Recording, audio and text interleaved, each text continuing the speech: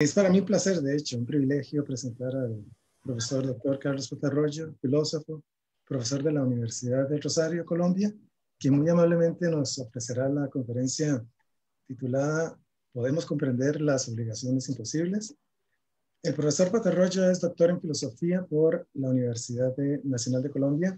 Ha realizado investigaciones postdoctorales en la Goethe-Universität de Frankfurt y en la Universidad de Valencia. Trabaja en temas de responsabilidad moral, ética aplicada y ciencias cognitivas. Ha estado investigando continuamente en los temas antes mencionados y es investigador además de varios proyectos de investigación. Menciono dos. Uno que se titula La máxima, deber implica poder y sus verdaderas consecuencias para la responsabilidad moral. Este proyecto, por cierto, está asociado a su semillero de investigación, estudios sobre agencia y responsabilidad. El segundo proyecto se titula, bueno, está en inglés, se titula en español, Autoconocimiento, Responsabilidad Moral y Autenticidad, y está liderado por Joseph Corbí y Carlos Moya de la Universidad de Valencia, y participan en él además investigadores de varias universidades alrededor del mundo, por ejemplo, la King's College de Londres y la Universidad de Sheffield. Actualmente, el profesor Patarroyo funge como decano de la Escuela de Ciencias Humanas de la Universidad de Rosario y es presidente de la Sociedad Colombiana de Filosofía y presidente de la Sociedad Interamericana de Filosofía. Les cuento muy rápidamente que con el programa de posgrado en filosofía hemos estado uniendo esfuerzos para contar con un vínculo robusto entre nuestras instituciones. Hemos firmado un convenio hace poco, relativamente poco, entre nuestras instancias y hemos venido trabajando en conjunto para ofrecer cursos compartidos. De hecho, ya ofrecimos uno que era mitad virtual, que era virtual y presencial a la vez, en 2018. Era un curso que abrimos en las dos universidades en el mismo momento y los dos profesores los dimos y nos comunicamos. Teníamos sesiones compartidas. Y la idea es tener ese tipo de cursos y tener intercambios con estudiantes de grado y de posgrado. Y por eso quería aprovechar la presentación del profesor para subrayar esto y para hacerles ver que contamos con la presencia de un académico muy cercano. Pues bien, sin más, le doy la palabra al profesor Carlos Patarroyo. Adelante. Muy buenas tardes a todas y a todos. Mario, muchísimas gracias por la presentación, por la introducción y también muchas gracias por la invitación a participar en este evento. Les voy a compartir pantalla, espero que la puedan ver. Me cuentan si hay algún problema técnico, pero creo que ya todos deben estar viendo mi pantalla. Esta charla hace parte de un proyecto de investigación que tengo hace algunos años que bueno, por toda la cantidad de funciones administrativas en las que estoy envuelto ahora se ha movido muy lentamente, pero que hace parte de una pregunta muy profunda para mí, digamos, si tiene que ver con las obligaciones imposibles. Al final de la charla podríamos discutir un poquito por qué me interesa este tema, pero básicamente de lo que quisiera hablar hoy, sin intentar darles un argumento contundente, yo más bien he ido como explorando maneras en las que uno puede intentar defender que las obligaciones imposibles tienen sentido. Por lo general, hablar de una obligación imposible automáticamente es descartado como si se tratara de un oxímoron, como si se tratara de una contradicción inherente o algo por el estilo, y yo siento que eso merece de todas maneras una reflexión un poquito más profunda y una investigación a mirar si de pronto hay algún sentido en pensar en algo así como una obligación imposible. Y para eso, pues, voy a dar un poquito de contexto. Esto tiene mucho que ver con una máxima muy conocida por todos, que es la máxima deber implica poder, que afirma, pues, algo que muy intuitivamente todos tendemos a aceptar. Y es que para que algo sea una obligación para mí, para que una acción sea una obligación para mí, yo debo poder realizar esa acción. En una forma un poquito más formal, deber implica poder, que en adelante entenderemos como DIP, es para el agente S debe hacer A, que es una acción, solo si S puede hacer A. Eso en teoría no tiene mayores complicaciones. Es una máxima que se le suele atribuir a Kant, o que se conoce como la máxima kantiana o el dictum kantiano, pero realmente lo precede por bastante. Ya estaba consignada en la Pandecta o en la Digesta con el impossibilium nulla obligatio est. Y tal vez incluso antes de la Pandecta ya aparecía en la frase ultra posse nemo obligatur, que es nadie está obligado a más de lo que puede hacer. En los debates contemporáneos, ¿dónde tenemos presente esta máxima? En muchos argumentos, de los cuales pues no tengo el tiempo de hacer un recorrido extenso, solo quiero mostrar tres. El primero de ellos es para mostrar que, para derivar de alguna manera el principio de posibilidades alternativas. Todos seguramente recuerdan el principio de posibilidades alternativas, que reza que un agente es moralmente responsable por lo que ha hecho solo si en el momento de actuar podía haber actuado de una manera diferente.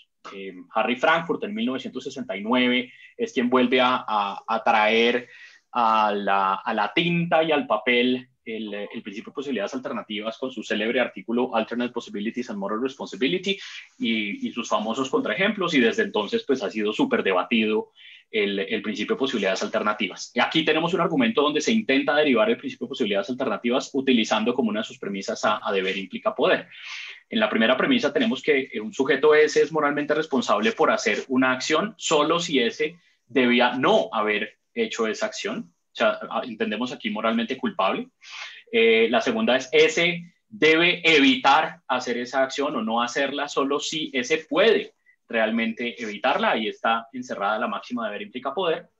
Y se concluye, por lo tanto, que el sujeto es moralmente responsable por realizar esa acción solo si ese podía evitar hacerla, es decir, si tenía una alternativa. Ese es el principio de posibilidades alternativas.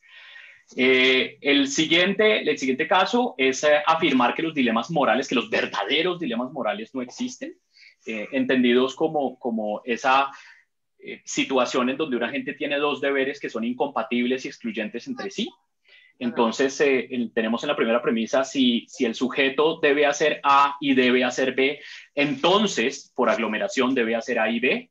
Y si el sujeto debe hacer A y B, entonces, por la máxima de deber implica poder, debería poder hacer A y B. Por lo tanto, si ese debe hacer A y ese debe hacer B, entonces puede hacer A y B. Y por lo tanto, es imposible, no se da la situación en donde un sujeto tenga un deber A y un deber B que sean incompatibles o excluyentes mutuamente, es decir, donde no pueda realizar los dos al tiempo. Entonces, básicamente, los dilemas morales no existen.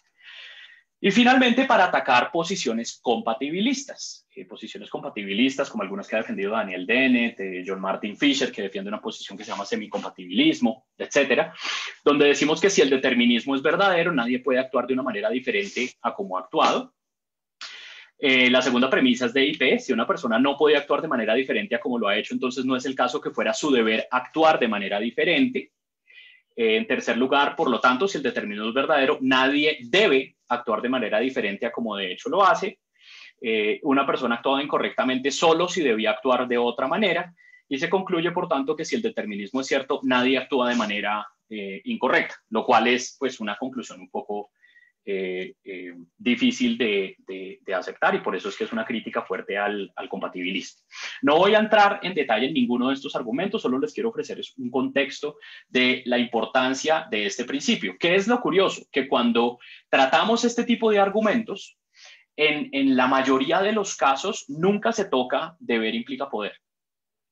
La máxima se asume como verdadera, se asume como intuitivamente cierta, y lo que se ataca son las distintas premisas de los argumentos. Por ejemplo, si me devuelvo nuevamente a para atacar el compatibilismo, la premisa que se ataca, por ejemplo, es esta primera. Si el determinismo es verdadero, nadie puede actuar de manera diferente a como lo ha hecho. Esta es una premisa que se puede atacar, por ejemplo, con lo que ha sido conocido como el análisis condicional de actuar de otra manera, algo que, por ejemplo, Donald Davidson defiende en algún momento, Marjorie Naylor en un momento también, si no estoy mal, Ayer también lo defiende, donde uno tiene una manera de describir actuar de otra manera que es compatible con el determinismo. ¿Sí? Si lo hubiera deseado, hubiera podido actuar de otra manera, pero pues por el determinismo no lo hubiera podido desear, pero ya entra uno en unos tecnicismos, pero lo importante es que el intento de refutación de este argumento se da es atacando esta primera premisa y no atacando deber implica poder. Entonces, ¿de dónde viene esta aparente fuerza de deber implica poder o de la idea de que cuando tenemos una obligación debemos poder cumplir esta obligación, o lo que es lo mismo, que no puede haber obligaciones imposibles de cumplir? Yo aquí me voy a basar un poquito en Hart, en su célebre libro del 63, Freedom and Reason, cuando Hart lo que intenta hacer es mostrar que las obligaciones morales son muy parecidas, son análogas a las órdenes. Y entonces él empieza examinando por qué una orden que no se puede cumplir no tiene sentido. Así, si alguien le dice a otra persona, le da la orden, cáete por las escaleras accidentalmente, que es lo que nosotros estamos viendo aquí, o una parecida, entra en la habitación equivocada por error. Y aquí lo interesante es que, claro, si yo estoy obedeciendo una orden, accidentalmente es precisamente lo que no hago de manera intencional. Entonces es imposible cumplir la orden intencionalmente. Si yo puedo fingir que me caigo por las escaleras, yo puedo actuar como si me tropezara y me cayera por las escaleras, pero no puede ser que yo obedezca la orden intencionalmente y que eso realmente haya sido un accidente. Y lo mismo, yo puedo fingir que entré por error a una habitación, pero no puedo entrar por error obedeciendo la orden de entrar por error a la habitación. Entonces, lo que dice Hart es, esto es precisamente extraño, no suena muy extraño porque las órdenes se dan para ser cumplidas, y entonces no parece tener sentido que se dé una orden que no se puede cumplir. Cuando se le da una orden a una gente y la gente no la puede cumplir, el agente queda un poco perdido porque no sabe muy bien qué hacer al respecto.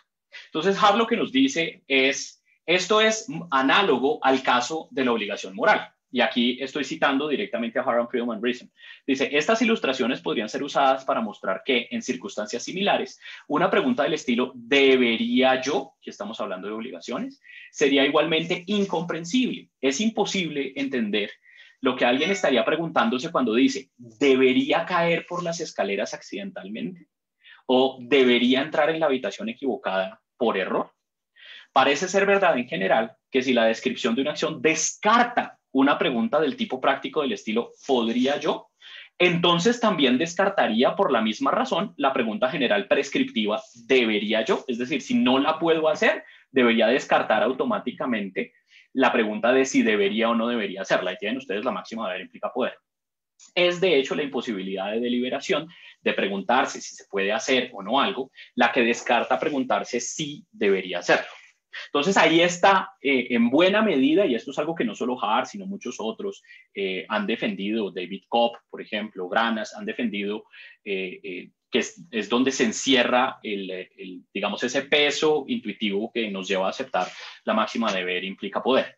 ¿Qué es lo que yo pretendo hacer acá? Hay muchas maneras en las que uno puede intentar ofrecer defensas de las obligaciones imposibles. Yo en este caso no voy a hacer una panorámica general de esas defensas, sino que me quiero centrar en una parte particular, y es en la crítica que se les hace a las obligaciones imposibles, de que las obligaciones imposibles no tienen ningún sentido porque no fungen como guías de acción. Es decir, que una obligación lo que nos está diciendo, como nos decía Hart, es que nos está indicando qué es lo que debemos hacer, cómo debemos actuar, y al hacerlo, pues debe ser posible que actuemos de acuerdo con como la obligación nos lo está diciendo. De lo contrario, si no pudiéramos hacer eso, entonces no tiene ningún sentido la obligación misma, y entonces estamos entrando pues en un mundo de incoherencias. Yo lo que quiero defender es que no es verdad que las obligaciones imposibles, o al menos es abierto a debate todavía, que las obligaciones imposibles realmente no sirvan para nada en cuanto a fungir como guías de acción. Y para eso voy a tener dos momentos en mi presentación. Un primer momento en donde hago la refutación de un argumento que llamo OG, que es obligación guía, es decir, la obligación es guía de acción, mostrando que aceptar este tipo de argumento trae unas consecuencias que son cuando menos indeseables.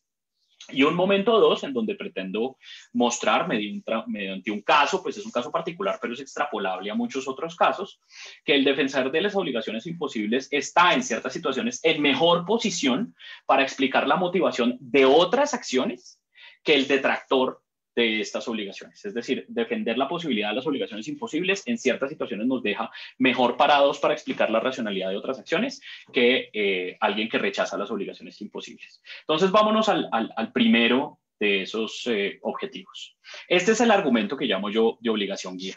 Según este argumento, La función esencial de una obligación es guiar la acción. Entonces partimos de si un agente A tiene la obligación moral de hacer una cierta acción phi, entonces A es guiado en su deliberación por esta obligación acerca de cómo actuar. Esa es nuestra primera premisa. La segunda, A, este agente, puede ser guiado en su deliberación acerca de cómo actuar por la obligación de hacer phi, solo si puede hacer phi. Esto es más o menos una versión de deber implica poder. Y, por lo tanto, A solo puede tener la obligación de phi si puede hacer phi. Ahí deducimos deber implica poder.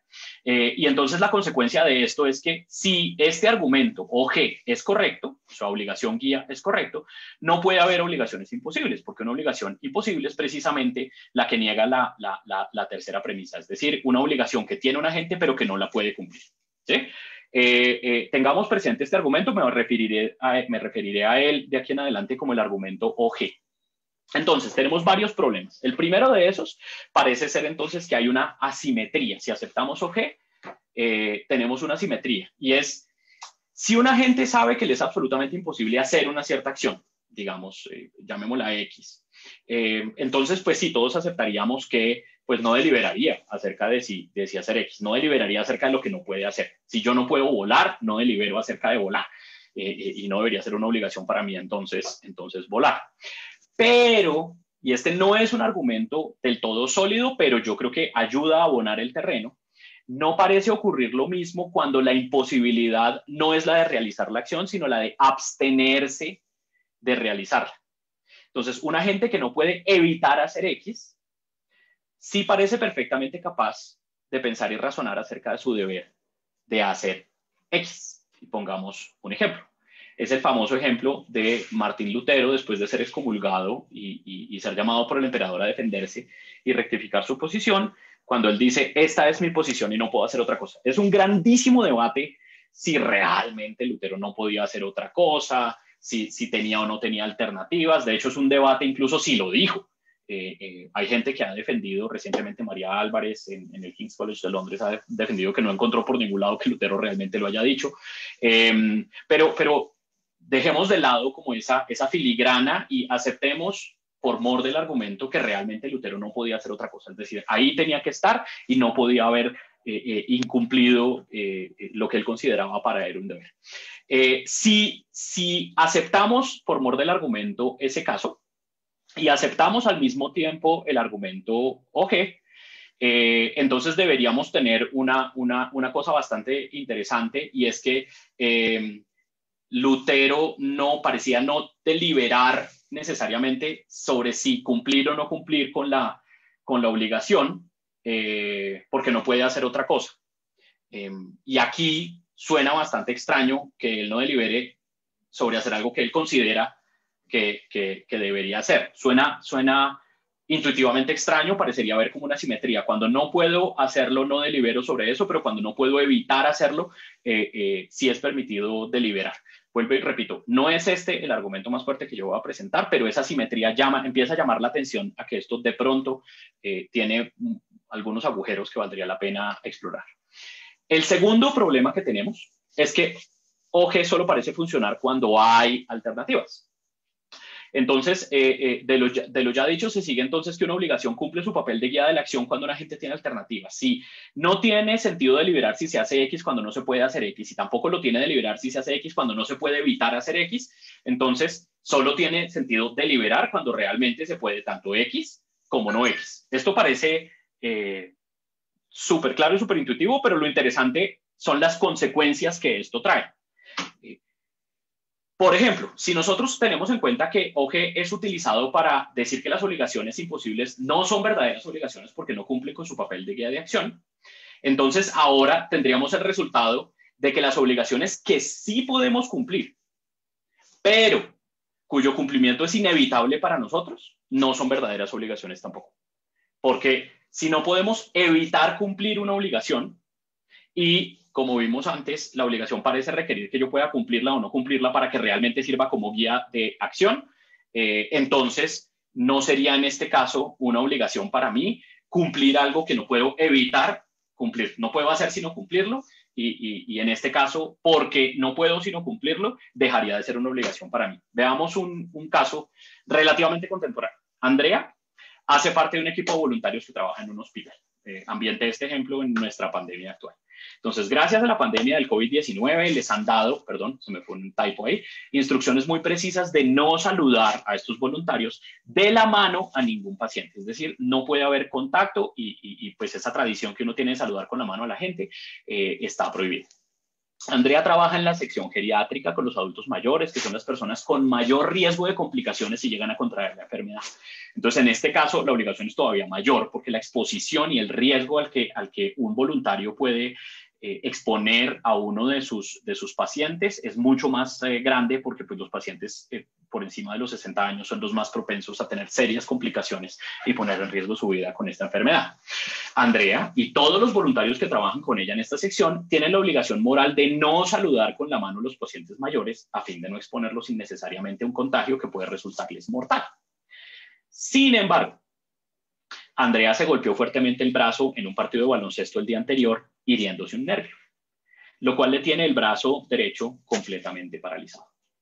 Le es imposible entonces moverlo en cualquier dirección. Así, si la obligación de Andrea es la de no saludar extendiendo su mano a los pacientes, Andrea no puede evitar cumplirla, es decir, no puede hacer sino cumplirla, ya que al no poder mover su brazo, le es imposible extender su mano hacia ellos, que es justamente lo que tiene prohibido. Si no puede extender la mano hacia ellos, que es lo que tiene prohibido, pues entonces no puede sino cumplir con la orden de no extenderla, ¿sí? Ese es el caso de Andrea. La conclusión de esto es simpática y es, si no puede evitar cumplirla, entonces no tiene la obligación de cumplirla. Y la extraña conclusión es entonces que Andrea no tiene la obligación que todos los demás voluntarios sí tienen, justamente porque ella es la única persona que no puede evitar cumplir con esa obligación. Como que quien no puede evitar seguir la instrucción es precisamente la persona que queda exenta de esa instrucción. Y esto ya suena bastante extraño como consecuencia del argumento OG. Por el otro lado, si nos basamos en el principio de dualidad de la lógica deóntica, según el cual un agente no tiene el deber de cierta cosa solo si no hacerlo le es permisible, o sea, si yo tengo que, si no tengo el deber de comer carne solo si no comer carne es permisible. Es bastante sencillo. Entonces, el resultado extraño que nos da esto es que a la gente A le es permitido no fi solo si es incapaz de no fi. Si el sujeto A no puede hacer otra cosa que cumplir con la obligación de no extender la mano, estamos retornando nuevamente al caso de Andrea, A no puede no fi, o sea, no cumplir la obligación. Entonces no tiene la obligación de fi. Y por el principio de dualidad, si no tiene la obligación de fi, entonces le es permitido no fi. Pero la conclusión extraña es que le es permitido no fi justamente porque no fi le es imposible. Es decir, lo que le es imposible le es moralmente permisible. Entonces, visto esto en el ejemplo que hemos visto, sería como que Andrea no puede evitar no extender la mano. Y así no tiene la obligación de extenderla, pero por este principio que acabamos de ver, implica que le es permitido extenderla. Pero le es permitido extenderla justamente porque le es imposible hacerlo. ¿Qué podría responder un defensor de las obligaciones imposibles? Entonces, un defensor de las obligaciones imposibles podría intentar morder la bala y aceptar que Andrea no tiene la obligación, pero intentar negar que le es permisible dar la mano. No tiene la obligación de no dar la mano porque ella tiene unas circunstancias especiales, pero a la vez querer negar que le sea permisible darla. Pero esta es una manera, aquí no se enreden, ni siquiera pero medianamente enredada de exponer algo muy sencillo. Y es que si este es el principio, ¿sí? Y ella no tiene la obligación, se sigue del propio principio que entonces le es permisible extender la mano, que es lo que ya hemos dicho atrás. A lo que quiero llegar con esto sencillamente es a que el defensor de OG, si quisiera defender una posición como esta, tendría que rechazar el principio de dualidad de la lógica deóntica, que no estoy diciendo que no sea rechazable, pero para eso se necesita un argumento adicional y hay que dar unas premisas adicionales. Con todo esto lo que quiero mostrar es que el descarte de las obligaciones imposibles como una cosa de entrada prima facie incoherente no necesariamente se sostiene, digamos, requiere de una elaboración adicional y es más complicado de lo que se cree. Parece entonces que la aceptación de OG, de la obligación guía, conlleva a serios problemas y deja de ser un argumento que es tan fácilmente intuitivamente aceptable para convertirse en un argumento que cuando menos es problemático y de difícil aceptación, ¿no? O sea, se requeriría de una elaboración mayor para poder defenderlo. A su vez, obligación guía ha sido utilizado para negar la existencia de las obligaciones imposibles y su desarticulación es la eliminación de un obstáculo para la defensa de estas obligaciones. Entonces, pues, en esta más o menos tradición de el enemigo de mi enemigo es mi amigo, aquí lo que estamos haciendo es, al eliminar un obstáculo para las obligaciones imposibles, pues estamos en cierto sentido allanando el terreno para que las obligaciones imposibles puedan tener alguna consideración o alguna cabida. Vamos al momento 2. Recuerden, tenía dos momentos. Un momento en donde muestro cuál es el argumento que defienden los que dicen que las obligaciones imposibles no tienen sentido porque no sirven como guías de acción, y mostrar que ese argumento, la aceptación de ese argumento, tiene unas consecuencias que no son deseables y que requieren de mayor elaboración para evitar estas consecuencias indeseables. Y en el momento 2, yo lo que quería mostrar es que en ciertas circunstancias, una persona que defienda las obligaciones imposibles puede estar en mejor posición para explicar la racionalidad de ciertas otras acciones relacionadas que alguien que sencillamente niega la posibilidad de las obligaciones imposibles. Entonces tomemos el siguiente caso. Tenemos a Felipe, ya no es Andrea, es Felipe, y tenemos dos escenarios en los que Felipe es un machista. Llamamos machista ordinario o machista tradicional a un Felipe que intencional e injustamente discrimina a las mujeres, y esta discriminación él la acepta, o sea, él se da cuenta de lo que está haciendo, se da cuenta de que es errado y es capaz de evitarla. Si él pusiera de su empeño, si él cuidara sus acciones, si él se dedicara a eso, podría evitar su machismo y dejar de ser machista. Y luego tenemos este mismo personaje, pero en un escenario en donde es un machista incontrolable, ¿sí? Entonces, Felipe actúa de una manera en la cual discrimina a las mujeres. Él entiende que esa discriminación es una discriminación incorrecta, sabe que las está discriminando, pero las acciones que tiene se deben a hechos de su carácter, de su formación, de donde fue criado, que él no puede cambiar y que jamás ha tenido la capacidad de cambiar. Supongamos, este es un ejemplo de Talbot, que lo pone en condiciones un poco diferentes. Creo que Talbot habla de machismo, si no estoy mal, pero digamos que los detalles no son no cambian la naturaleza del ejemplo. Entonces tenemos dos escenarios de Felipe. Felipe ordinario puede con un esfuerzo cambiar sus actitudes machistas, y un Felipe incontrolable, y él es machista, pero no puede evitar serlo. Entonces, lo que quiero decir es que encuentro difícil decir que Felipe tiene una obligación a comportarse de manera no machista en el primer escenario, en machista ordinario, pero que no la tiene en machista irrefrenable. Sin embargo, esto sería justamente lo que un defensor del argumento OG se vería llevado a decir, que porque no tiene la posibilidad de cumplir con la obligación, pues entonces no tiene la obligación de no ser machista. Podemos entonces sentirnos tentados a decir que Felipe no tiene una obligación a comportarse de manera no machista en MI, el segundo escenario, en irrefrenable, pero creo que esta reacción está motivada por una confusión. Entonces, aquí lo que quiero explorar es dónde creo yo que se empiezan a mezclar argumentos que tal vez sería interesante mantener separados. Entonces, claro, no queremos... nos sentimos tentados a decir que, claro, si él no tiene alternativa, entonces Felipe no debe tener la obligación, pero lo que quiero defender es, eso está motivado por el cruce del argumento de la responsabilidad moral de Felipe. Y yo creo que hace falta un puente más fuerte entre lo de la responsabilidad moral y la obligación, para poder defender precisamente esta alternativa. Entonces miremos este argumento muy brevemente, que es un sujeto S es moralmente responsable por hacer una acción solo si debía no hacerla. Entendemos nuevamente como moralmente culpable. Necesariamente, entonces, S debe no realizar esta acción solo si puede cumplir con esa obligación, es decir, evitar realizarla o actuar de otra manera, y por lo tanto S es moralmente responsable por realizar la acción solo si S podía evitar hacerla. Este es el argumento. Y entonces con este argumento lo que hacemos es mostrar que un agente que no puede evitar una cierta acción no tiene la obligación de no realizarla. Que sería precisamente lo que alguien que defiende OG estaría inclinado a decir en el caso de Felipe en el escenario machista irrefrenable. Entonces nos sentimos intuitivamente atraídos por la idea de que es injusto culpar a alguien por algo que no ha podido evitar hacer. Machista irrefrenable nos presenta un escenario en el que Felipe no puede evitar su machismo.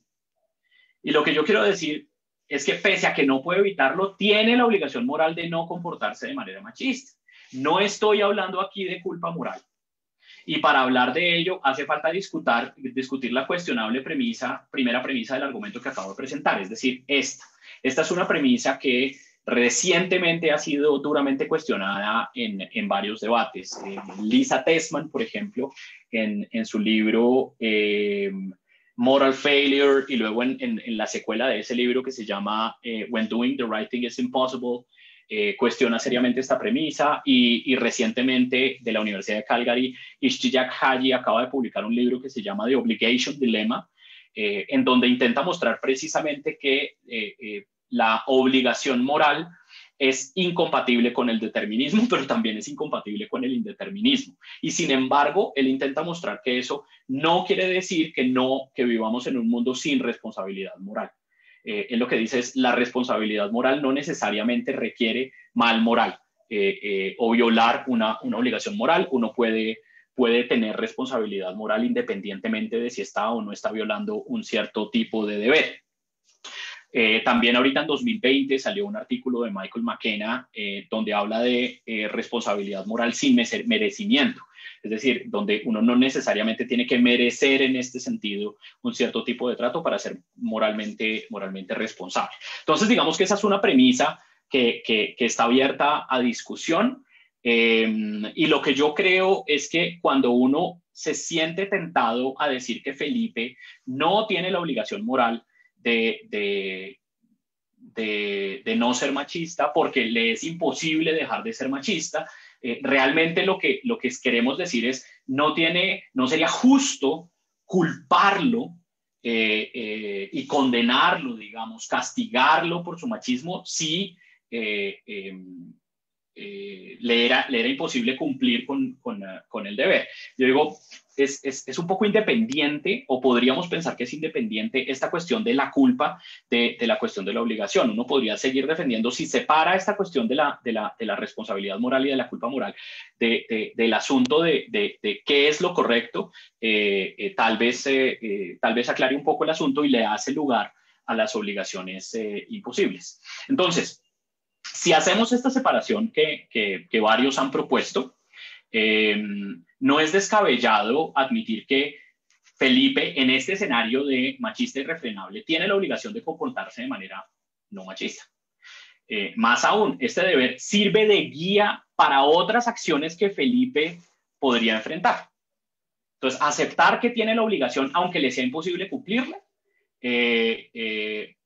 trae luz sobre la racionalidad de otras acciones que podrían corresponderle a Felipe, como por ejemplo, si Felipe es el jefe en una empresa, tiene un alto cargo administrativo, y estas acciones lo que han hecho es perjudicar a empleados subordinados en su empresa o empleadas subordinadas en su empresa, entonces habría una serie de acciones que Felipe debería emprender, como por ejemplo disculparse con las personas a las que ha perjudicado, o repararlas de alguna manera, restituirlas, etcétera, etcétera, etcétera. Que para un defensor de OG de pronto no tiene tanto sentido, porque en vista de que Felipe no tiene la responsabilidad, pues entonces tampoco debería corresponderle a Felipe repararlas o disculparse. O sea, en este caso, aceptar que Felipe tiene la obligación es iluminador sobre otras acciones que corresponden a Felipe como guía de ese tipo de acciones, y es más iluminador que alguien que sencillamente niega que Felipe tenga la obligación moral de no ser un machista. Entonces, para los opositores para los defensores de OG y los opositores de mi posición, esas explicaciones de por qué, porque uno puede decir, bueno, es que Felipe en el fondo es culpable, y porque es culpable, entonces debe repararlas, pero en ese momento ya es irrefrenable para Felipe, pero de pronto Felipe hizo algo en el pasado que hubiera podido evitar ponerse en esa posición, que lo llevara a discriminar injustamente a ciertas empleadas de su empresa. Y entonces no es porque no pueda evitar ser machista, que ahora tiene sentido decir que debería repararlas sin necesidad de aceptar las obligaciones imposibles, sino porque en el pasado sí estaba bajo su control, por ejemplo, evitar un alto cargo administrativo en una empresa si sabía que era machista.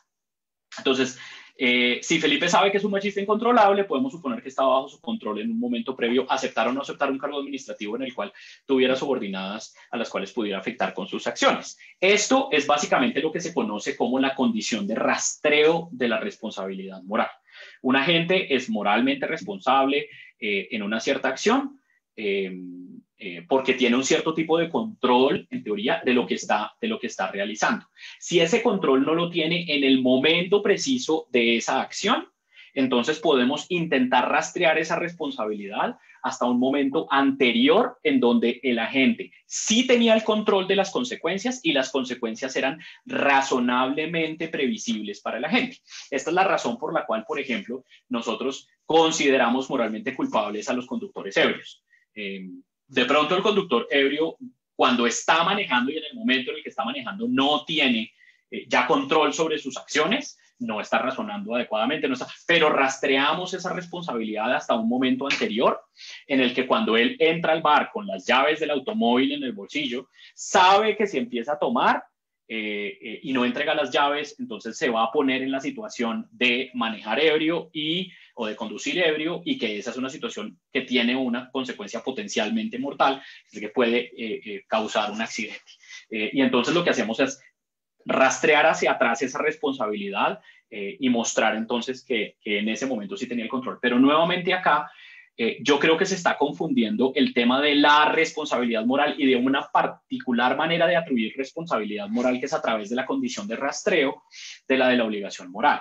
Yo creo que si hay obligaciones imposibles, no necesariamente son para culpar y castigar a las personas. Probablemente tengan otra razón de ser, y esto lo podemos discutir en la sesión de preguntas si les interesa, pero no llegaré hasta acá en esta exposición.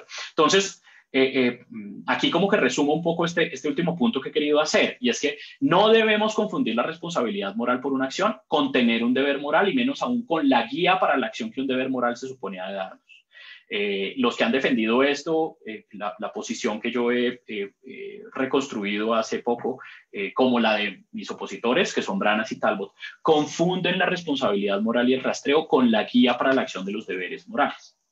Entonces, nuevamente, si dejamos de lado la responsabilidad moral y pensamos en el caso de Felipe en machista irrefrenable, si hay una razón para pedir perdón y reparar a sus empleadas, es que las ha tratado injustamente, indebidamente, que les ha hecho daño y que no debía hacerlo. El que haya aceptado el empleo años o meses atrás no es explicativo de por qué esas acciones, reparar y pedir perdón, intentar resarcir, porque esas acciones tienen sentido en este momento. Sí es explicativo de por qué, por ejemplo, sería moralmente responsable en este momento, pero no es explicativo de por qué esas acciones tienen sentido ahora, o no necesariamente es la única explicación. Entonces, así, lo que he hecho ha sido que he intentado defender que las obligaciones imposibles no necesariamente son inertes o inútiles a la hora de servir como guías para la acción, con dos estrategias diferentes. En la primera de ellas, procuré mostrar que la aceptación de obligación guía, de este argumento básico que parece que todos los defensores de la máxima parecen asumir, trae consecuencias indeseables y particularmente que alguien que no puede evitar cumplir con un deber no tiene ese deber y que todo aquello que es imposible de hacer para una gente se convierte en permisible para él justamente por el hecho de no poder hacerlo, lo cual es cuando menos extraño. Y en la segunda estrategia, pues lo que quise mostrar al examinar un caso es que el defensor de las obligaciones imposibles en ciertas circunstancias está tal vez en una mejor posición para explicar cómo una obligación de este tipo sirve como guía de otras acciones aledañas que lo que puede estar alguien que sencillamente y de plano refuta la posibilidad de las obligaciones imposibles.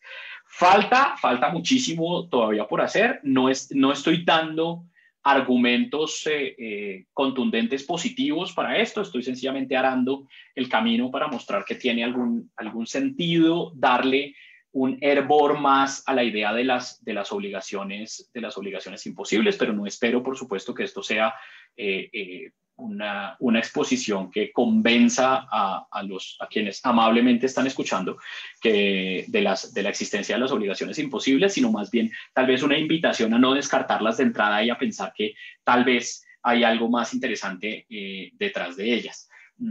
Antes de concluir, ¿por qué me interesa a mí este tema de las obligaciones imposibles? Pues por varias razones, pero tal vez puedo decir una que es muy cercana a la historia reciente de Colombia o la historia actual de Colombia, y es en trabajo que hemos hecho con víctimas de la violencia en Colombia. Ustedes saben que Colombia es un país que tiene pues una historia de violencia y conflicto armado increíblemente larga.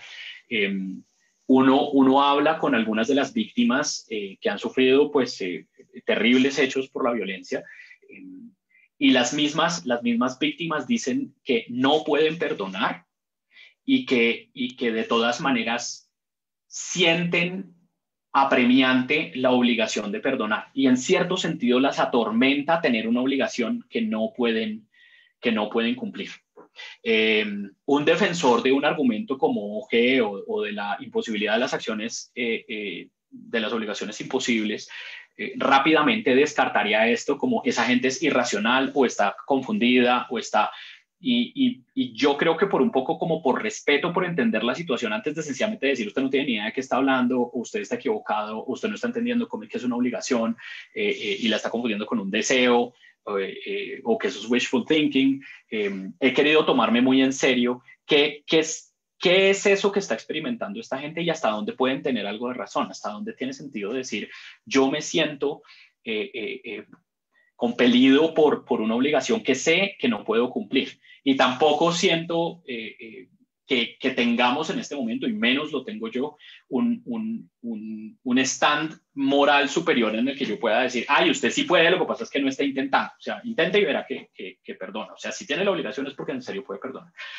Sobre todo gente que ha sufrido las cosas que ha sufrido, que han sido horrorosas, y no quiero entrar en eso en este momento. Entonces, es en parte por entender esto y otras acciones de otros grupos que no necesariamente están relacionadas con la violencia en Colombia, que solemos tildar muy rápidamente de errores, de incoherentes, de equivocadas, y a las que yo quiero como intentar darles alguna cabida y quiero decir, bueno, de pronto en el fondo hay algo de razón detrás de esto. Tal vez eso no, tal vez no es una obligación imposible para decir todos somos culpables por las obligaciones imposibles que tenemos o todos somos moralmente condenables. No, por eso es interesante el puente, romper ese puente entre la obligación moral y la culpa moral o la responsabilidad moral. Pero tal vez el punto de las obligaciones imposibles es diferente.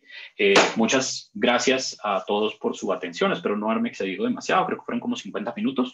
Y para las preguntas que tengan, pues quedo muy a su disposición. Muchas gracias. Muchísimas gracias, profesor Patarroyo, por esta presentación tan instructiva y tan rica. Vamos a pasar de inmediato a la sesión de preguntas y comentarios, y Laurencia Sáenz es la primera. Adelante, Laurencia. Muchas gracias, Mario, y muchas gracias al profesor Patarroyo por esta interesante conferencia. Quisiera volver a los ejemplos de Andrea y Felipe, para estar segura de si entendí bien el argumento, porque me da la impresión de que los trató como ejemplos análogos, pero yo veo una diferencia ahí. Entonces, a ver, el punto de Andrea es que no tiene la obligación de no tender la mano porque de todos modos ya cumple con lo deseado, ¿verdad? Ya cumple con, digamos, la acción deseada, que es no tender la mano, ¿verdad? Y entonces, en ese sentido, no está obligada, no tiene que cumplir con esa obligación porque de todas maneras ya, bueno, eso es lo que había dicho, ¿no? En cuanto a Felipe, no tendría la obligación de no comportarse como machista, no porque es machista, sino porque en el caso en el que no fuera para nada machista, digamos, si cumpliera de la misma manera que Andrea con el estado de cosas deseado, ahí sí sería una obligación imposible, porque digamos que Felipe no fuera para nada machista, entonces no tendría la obligación de no ser machista. Pero en cambio, el ejemplo que usted puso es que Felipe no tendría la obligación de no comportarse como machista porque es un machista, ¿cómo se dice? Irrefrenable. Irrefrenable, exacto. Entonces, que de hecho no cumple con el estado de cosas deseado. Entonces, la diferencia entre Andrea y Felipe no es que no pueden evitar, o sea, Andrea no puede evitar cumplir con la norma, mientras que Felipe no puede cumplirla. Sí. Entonces hay una diferencia ahí. No sé, tal vez no entendí bien, pero me había parecido que los había tratado como casos análogos. Y por último, me preguntaba si sería útil hacer una distinción entre la imposibilidad, digamos, por un asunto de capacidad y la imposibilidad, no sé, de hecho, digamos. Entonces yo puedo tener una incapacidad, puede ser que sea imposible para mí cumplir con determinada obligación porque no tengo la capacidad de, ¿verdad? Digamos, un niño no tiene que cumplir con ciertas obligaciones porque no están en capacidad de hacerlo. Y es diferente de una incapacidad de hecho que no excluye la responsabilidad de hacerse capaz o de desarrollar la capacidad de, ¿verdad?, de responder a esta obligación. No sé si esa distinción sería de alguna manera útil o relevante. Ok. Carlos, no sé si prefieres que escuchemos 2 o 3 preguntas y poder responder entonces en bloque. Cuéntame cómo estamos de tiempo para saber. Estamos muy bien. Sí, bueno, ok. Pues si quieren recojamos un par porque seguramente habrá temas que pueda responder como en carambola, pero aquí estoy anotando de todas maneras. Entonces si quieres recojamos un par y me das luego la palabra. Perfecto. Yetro, ¿tiene la palabra? Sí, muchas gracias, profesor Patarroyo, por la conferencia. Yo también quería preguntar sobre qué puede ser considerado una obligación imposible, pensando sobre todo en el ejemplo que puso de Lutero, aunque lo puso en inglés, ¿verdad? Esas palabras, hier stehe ich, kann nicht anders, son muy famosas, ¿verdad? Aunque sean apócrifas, ¿verdad? Siempre han sido consideradas, ha sido considerada una frase que ejemplifica la objeción de conciencia, ¿verdad? No puedo hacer otra cosa porque hay algo moral que me obliga a no actuar de esta forma. Y estoy pensando porque ahora, de hecho, varios de las personas que estamos aquí, que somos miembros del Consejo Científico del INIF, tenemos que dar nuestra opinión sobre una ley que hay en la Asamblea Legislativa de Costa Rica que se llama Ley para tutelar la objeción de conciencia e ideario, que es un proyecto de ley interpuesto por una fracción y unos miembros de la Asamblea que pertenecen a partidos fundamentalistas cristianos, y que quieren no, a ver, por razones religiosas, por ejemplo, digamos que lo que quieren equiparar la objeción de conciencia, que siempre, bueno, yo creo que por lo general se ha aplicado a casos militares, ¿verdad? A no ir a la guerra, ¿verdad? Quieren equiparar eso con incumplir reglas que tienen que ver con los derechos humanos, como, no sé, casar a personas del mismo sexo, ese tipo de cosas, ¿verdad? Entonces, quería preguntarle, ¿cómo puede uno determinar que una objeción de conciencia se convierte en una objeción imposible? Muy bien, Gustavo. Carlos, si quieres responder estas dos preguntas y luego doy la palabra a Mauricio y a David. Listo, muchas gracias a Laurencia y a Yetro por las observaciones. No sé hasta dónde Laurencia dio la impresión de que los estaba tomando como análogos, tal vez no estoy tomándolos como ejemplos, los dos casos, el de Andrea y el de Felipe, como ejemplos en donde los agentes les es imposible hacer cierta cosa, pero en el caso de Andrea ciertamente le es imposible incumplir el deber, mientras que en el caso de Felipe le es imposible cumplirlo. Una de las razones interesantes por las cuales estos casos como que presentan complicaciones es que con OG uno puede llegar, como yo intenté llegar, a una idea según la cual sirve como guía de acción solo si la gente puede o cumplir el deber o incumplirlo. Y entonces en este caso pues ni Andrea lo tendría ni lo tendría Felipe. Una porque no puede incumplirlo, el otro porque no lo puede cumplir, lo cual suena increíblemente raro, sobre todo porque uno pensaría, y yo creo que tú vas para allá, uno iría a aceptar incluso una simetría en la que uno diría, pues bueno, si lo puede cumplir, no puede evitar cumplirlo, ¿dónde está el problema?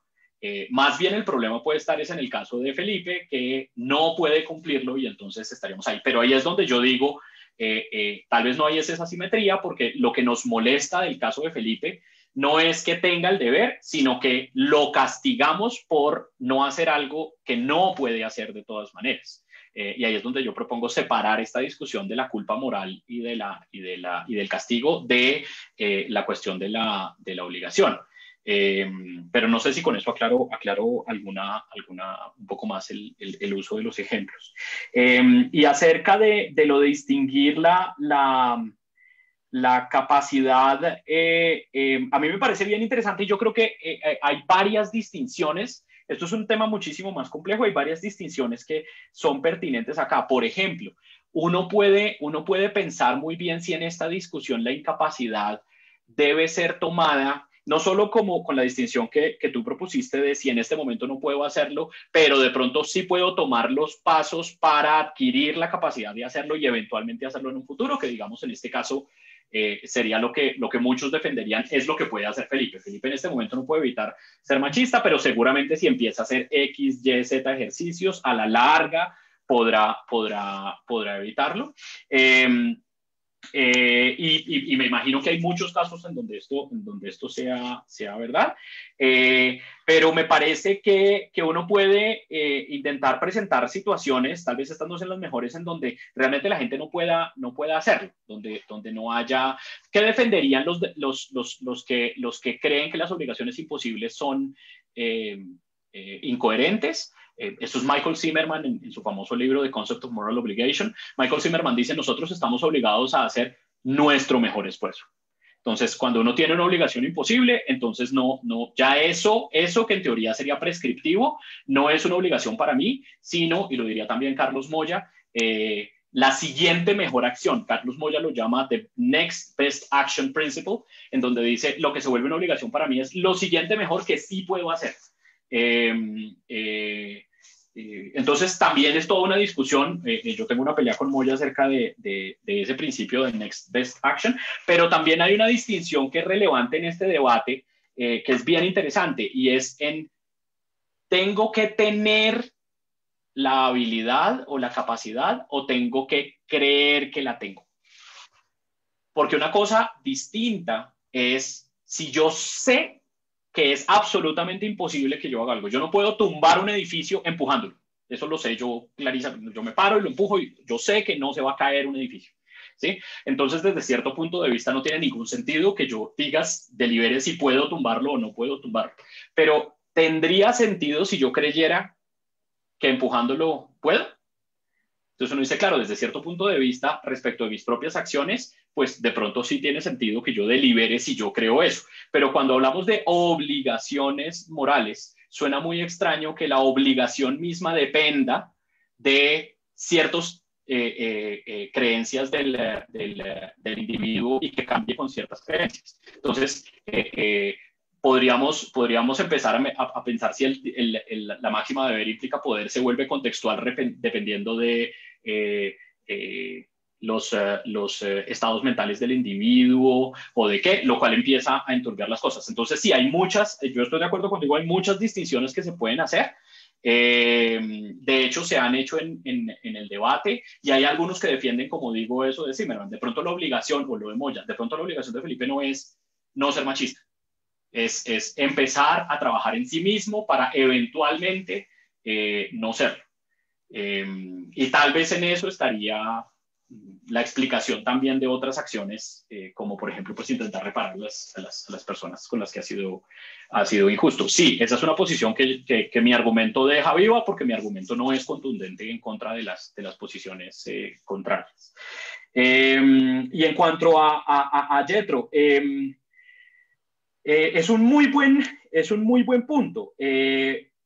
Yo lo que pasa es que por eso intenté, digamos, como se ha tomado en el debate en el que yo estoy, que es el de la metafísica de la libertad y la responsabilidad, la posición de Lutero se ha tomado de una manera como muy radical, en donde no es, iría en contra de mis principios actuar de otra manera, sino tómese literal, no puedo hacer de otra, actuar de otra manera, no puedo no estar aquí presente.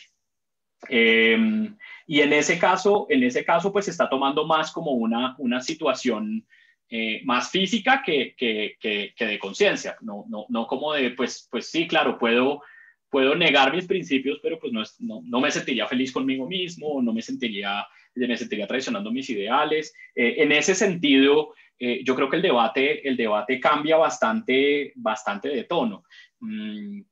Me recuerda un poco esto a esa correspondencia que tiene Hannah Arendt con Mary McCarthy, cuando en un intercambio de cartas le dice, creo que es McCarthy a Arendt, cuando alguien te pone un arma en la cabeza y le dice, mata a tu hermano, te está tentando, pero no te está obligando.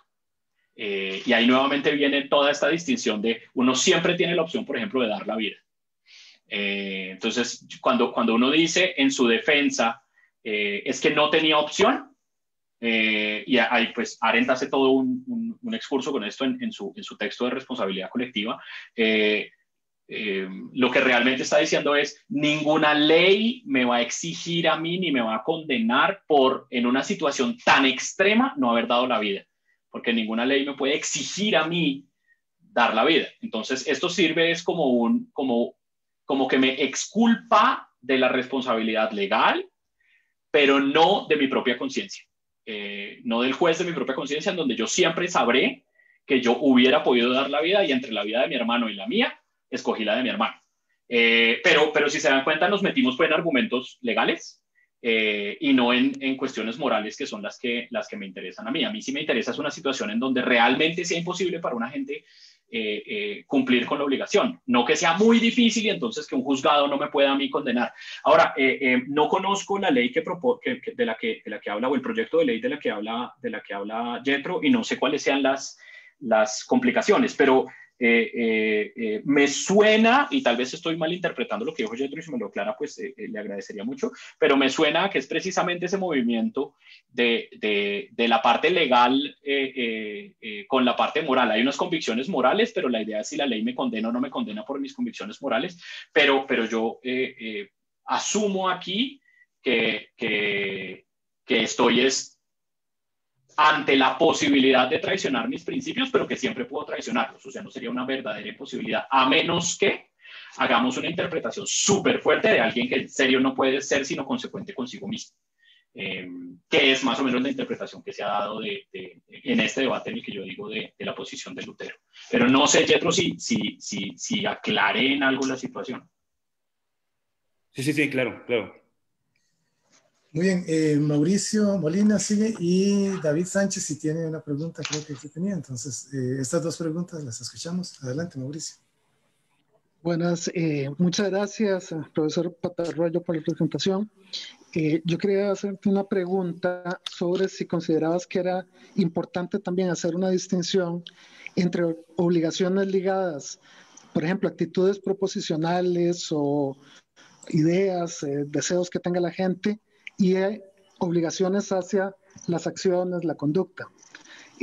Lo digo sobre todo porque en el ejemplo de Felipe, aunque que se puede, digamos, arreglar esto, pero yo veo que algunas veces entendí que ser un machista irrefrenable era que no podía dejar de ser machista Felipe, y otras que no podía dejar de comportarse de forma machista, porque creo que ahí habría una diferencia en cuanto a las posibilidades de adjudicarle, digamos, responsabilidad. Es decir, podría ser que no sea posible que deje de ser machista en cuanto a sus estados internos, pero que sí pueda obligársele a no actuar de forma machista. Quería preguntarte si considerabas que eso podía tomarse en cuenta. Igual, bueno, en el argumento de Felipe podría pensarse en la posibilidad de que por alguna razón Felipe no podría dejar de actuar de ese modo. Gracias. Uy, qué interesante pregunta, Mauricio. A ver si estoy entendiendo bien el caso. Una cosa sería que Felipe no pudiera dejar de tener, por ejemplo, juicios machistas y pensar de una manera denigrante de las mujeres. Y otra cosa es que en su sitio de trabajo no realice acciones que efectivamente las pongan en desventaja. Entonces él podría, más o menos la distinción kantiana entre actuar por mor del deber y de acuerdo al deber. ¿Sí? Él podría actuar de acuerdo con el deber en su sitio de trabajo, pero en el fondo estar haciéndolo por todas las razones equivocadas y pensando que las mujeres son y quizás sería diferente argumentar en uno o en otro caso si la obligación es realmente posible o imposible. Yo pensaría, o sea, a mí me gustaría, me coges en frío, yo pensaría que me interesaría el caso en el cual él no puede dejar de pensar de manera denigrante de las mujeres.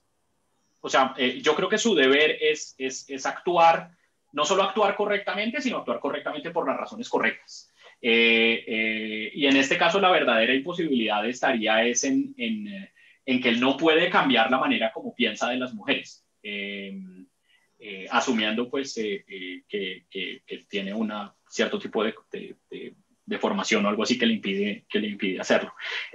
Y sí, me imagino que sería muy distinto porque entonces, claro, él puede, me imagino que él puede controlar en cierto sentido su conducta para que subrepticiamente parezca que no es machista. Pero yo creo que el caso que sería interesante para lo que yo quiero proponer es el de los estados mentales, es el de los juicios internos que hace Felipe, y si realmente no los puede cambiar, entonces a la hora de la verdad, digamos, uno peca, hay un artículo muy bonito se me olvida en este momento, ya les diré, acerca de los pecados mentales. Uno peca de pensamiento también, entonces cuando el pensamiento no se ve seguido por la acción, solo pensar mal implica o nos hace sentir a veces que estamos violando algún tipo de deber, que uno no debería tener esos pensamientos, y no estoy hablando aquí de temas bíblicos ni de religiosos, sino que uno no debería pensar mal del prójimo, uno no debería esperar lo peor, uno no debería desconfiar tanto, toda esa cantidad de cosas.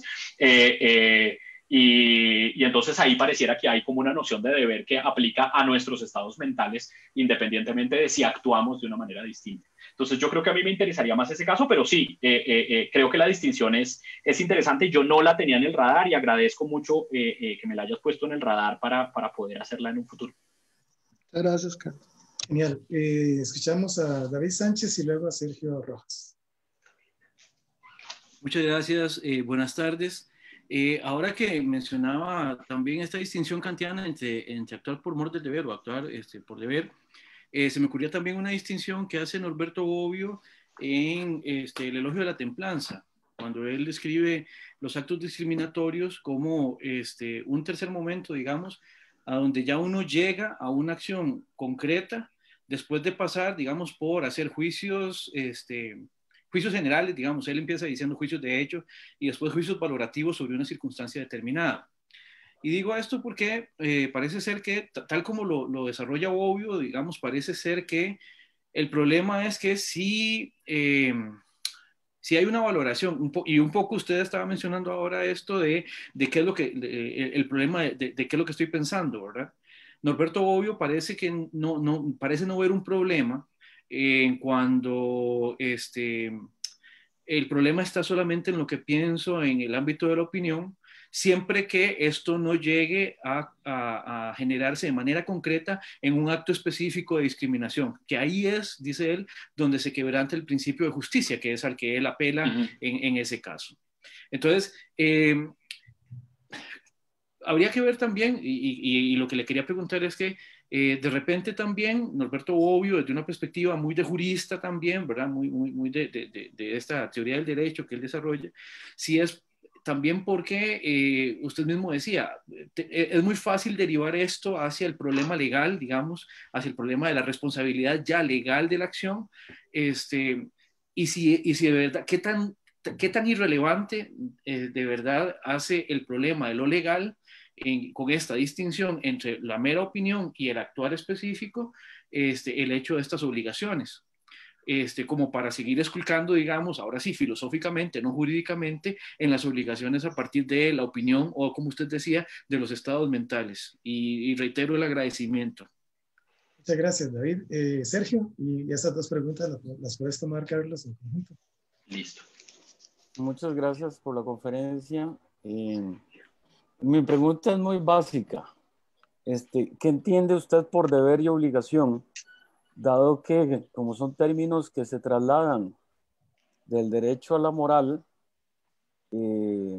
¿verdad? Y eso hace, de hecho usted empezó con máximas jurídicas y en el derecho no tenemos problemas con las obligaciones imposibles, ¿verdad? Eso no es un problema desde el punto de vista que está bien definido el carácter material de esa imposibilidad. Y para eso están los juicios, ¿verdad? Si alguien dice es que era imposible, entonces, bueno, lo liberamos de sus responsabilidades, no tiene que pagar nada, ¿verdad? El contrato es vicioso, etcétera. Entonces, ¿cómo entiende deber y cómo entiende obligación? Muchas gracias. Perfecto, muchas gracias, David y Sergio. Tal vez empiezo por la de Sergio, contrapreguntándole lo siguiente, ya que tengo la oportunidad, porque no conozco mucho ese caso. Me dice usted, en el derecho no tenemos problema con las obligaciones imposibles, pero el ejemplo muy brevemente que dio es precisamente el de exculpar a alguien porque no podía cumplir con la obligación, es decir, no tenían la obligación de hacer lo imposible. ¿O hay verdaderamente casos en donde alguien está obligado a hacer lo imposible? Digamos que en derecho hay casos obvios en que es imposible, usted mismo los mencionó, ¿verdad? Volar, ¿verdad? Yo puedo hacer un contrato con usted, ¿verdad? Yo le ofrezco 5 manzanas y usted vuela por encima del edificio de la Facultad de Letras, ¿verdad? Usted sabe que es imposible. Y desde cierto punto de vista conduce a un segundo caso, que es el hecho de que hay vicios, lo que se denominan vicios en los contratos y en las obligaciones. Por eso yo quiero saber, porque yo entiendo cómo funciona una obligación, es decir, uno cuando estudia Derecho, ¿verdad? La primera clase del curso de obligaciones es distinguir en Derecho lo que se llaman obligaciones naturales o morales de las obligaciones jurídicas. Obviamente las jurídicas pues tienen que ver con cuestiones legales y es el marco de la ley lo que le da ese sentido, ¿verdad? Digamos, la disputa está centrada en función de la ley y lo que define la ley. Entonces, ahí no hay problema desde ese punto de vista, los problemas son otros. Pero aquí evidentemente usted se ha alejado de ese marco y entonces sí me gustaría saber qué se entiende por obligación o como deber. Ok, pues digamos que yo creo que lo que está en buena medida en cuestión aquí o entre paréntesis es precisamente cómo lo vamos a entender. Yo siento que tienen una naturaleza prescriptiva. Es decir, que son indicativos de una cierta manera de actuar Y ese es precisamente el problema cuando esa manera de actuar no puede ser cumplida. Que eso nos lleve a decir que es incoherente o algo por el estilo es lo que yo quiero poner en cuestión. No sé en el caso del derecho, pero por ejemplo para el caso de la moral, cuando nosotros tenemos deberes muy generales, eso se ha llamado de muchísimas maneras. El mismo Hart, no me acuerdo cómo es que los llama, pero dice, por ejemplo, que se utilizan es en forma pasiva. Alguien debería, si hay una anciana en problemas, entonces alguien debería ayudar a esta anciana y no, o esta anciana debería ser ayudada por alguien, pero no prescriptivas para personas particulares, porque la persona, si yo en ese momento no puedo ayudar a la anciana, no me aplica a mí el deber. Esta es una cosa que uno puede, pues jugando un poquito con el lenguaje, rechazar relativamente fácilmente, porque uno puede agarrar los pasivos y convertirlos en activos con relativa facilidad. Pero en este caso yo creo que también es entender esta noción. Yo creo que son prescriptivos, indicativos de algún tipo de acción que aplica para individuos particulares. Es decir, me quiero alejar de la interpretación que tiene Bernard Williams en Problems of the Self y de la que tiene el mismo Hart en Freedom and Reason, de que los deberes que llamamos nosotros imposibles son unas generalidades que no aplican a nadie, sino que más bien hablan como de una deseabilidad de que algo fuera hecho por alguna persona en algún momento. No sé si le estoy respondiendo la pregunta seria.